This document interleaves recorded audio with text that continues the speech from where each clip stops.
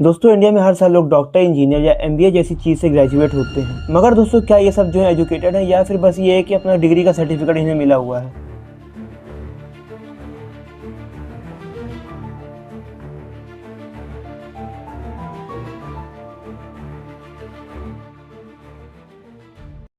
School में दोस्तों हमें पाइथागोरस थ्योरम सिखाई गई थी, मगर स्कूल में हमें ये नहीं सिखाया गया कि टैक्स को कैसे फाइल करते हैं। दोस्तों कॉलेज में हमें अटेंडेंस की इंपॉर्टेंस बताई गई, मगर लाइफ का जो पर्पस है वो हमें कॉलेज में कभी नहीं सिखाया गया। दोस्तों प्रॉब्लम जो है स्टूडेंट में या फिर पूरे सिस्टम में ही प्रॉब्लम है। दोस्तों सबसे पहले जानते हैं कि एजुकेशन का मतलब क्या होता है। तो महात्मा गांधी ने कहा था कि एजुकेशन का मतलब जो है सिर्फ लिटरेसी नहीं है, एजुकेशन का मतलब होता है कि हमारा कैरेक्टर बिल्डिंग करना। और तो रविंद्रनाथ टैगोर ने भी कहा था कि हाईएस्ट एजुकेशन वो है जो सिर्फ इन्फॉर्मेशन नहीं देती बल्कि लाइफ को हमारी मीनिंगफुल बनाती है। मगर दोस्तों आज की एजुकेशन जो है हमें क्या सिखाती है कि मार्क्स ले आओ, कट ऑफ क्लियर कर लो या रैंक ले आओ या फिर किसी तरह से प्लेसमेंट कर लो अपनी।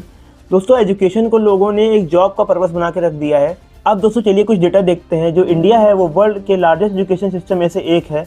हर साल दोस्तों लाखों लोग जो है कॉम्पिटिटिव एग्जाम के लिए प्रिपेयर करते हैं, मगर उन सब में से एम्प्लॉयमेंट रेट जो है काफ़ी कम है। प्राइवेट एम्प्लॉयबिलिटी रिपोर्ट के अकॉर्डिंग दोस्तों अप्रॉक्स 40 से 50% स्टूडेंट ही जो हुए हैं जो जॉब के लिए रेडी हैं, और बाकी के जितने भी स्टूडेंट हैं वो जॉब के लिए रेडी ही नहीं है। मतलब दोस्तों उन सबके पास जो डिग्री तो है मगर स्किल नाम की चीज़ बिल्कुल भी नहीं है। इस चीज़ का दोस्तों सबसे बड़ा जो एग्जांपल है वो इंजीनियर्स को ही ले लेते हैं हम। हर साल दोस्तों लाखों इंजीनियर्स जो हैं अपनी इंजीनियरिंग करके ग्रेजुएट होते हैं, मगर उन सब में जो एम्प्लॉयमेंट रेट है वो काफ़ी ज़्यादा कम है। इनफैक्ट एक बहुत छोटा सा प्रोपोर्शन है उन सब में से जिनको एम्प्लॉयमेंट मिलता है। तो दोस्तों इतने ज़्यादा मास में ग्रेजुएट होने के बाद भी उनके अंदर स्किल की इतनी ज़्यादा शॉर्टेज कैसे हो सकती है, चलिए समझते हैं। दोस्तों चलिए कुछ मेजर प्रॉब्लम पे बात करते हैं। तो सबसे बड़ी जो प्रॉब्लम है हमारे सिस्टम में वो है आउटडेटेड करिकुलम। सालों से दोस्तों जो है सेम थ्योरी बेस्ड सिलेबस में पढ़ाया जाता है। इसका दोस्तों प्रैक्टिकल लाइफ में बहुत ज़्यादा यूज़ नहीं है। और तो दोस्तों प्रैक्टिकल एक्सपोजर कम होने की वजह से उनकी जो रियल वर्ल्ड की जो स्किल है वो धीरे धीरे स्टूडेंट की कम होती जा रही है।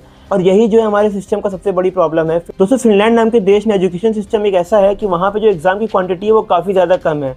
एग्जाम कम होने के बाद भी बच्चों की क्रिएटिविटी पे वहाँ पे फोकस किया जाता है। इसी वजह से दोस्तों वहाँ पे स्किल बेस्ड लर्निंग काफ़ी ज़्यादा है। अगर दोस्तों अगर इंडिया में बात करें तो हमें कहा जाता है कि नोट्स बनाओ और नोट्स को रटो। दोस्तों एक ऐसा सिस्टम हमारे यहाँ बना हुआ है कि इसका कोई भी एक मीनिंग सही से नहीं निकल के आ रहा है। दोस्तों इंडिया में हमेशा से स्किल से ज़्यादा मार्क्स को प्रायोरिटी दी गई है।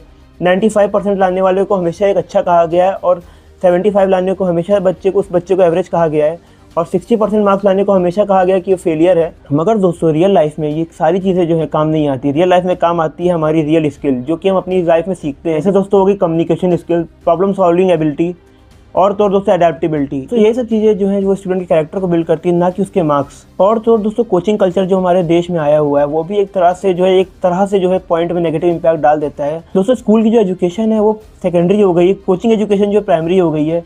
14-15 साल के बच्चे को स्टार्टिंग से ही जो है कोचिंग सेंटर्स में डाल दिया जाता है कि वो एक कॉम्पिटिटिव एग्जाम की तैयारी करें, जो कि दोस्तों अगर एक वे में की जाए तो वो ठीक भी है। मगर दोस्तों 14-15 साल के स्टूडेंट की जो मेंटल हेल्थ है उसके बारे में कोई बात नहीं करता। दोस्तों कॉलेज की रियलिटी भी ये है कि वहाँ पे 75% अटेंडेंस को कंपलसरी कर दिया गया है।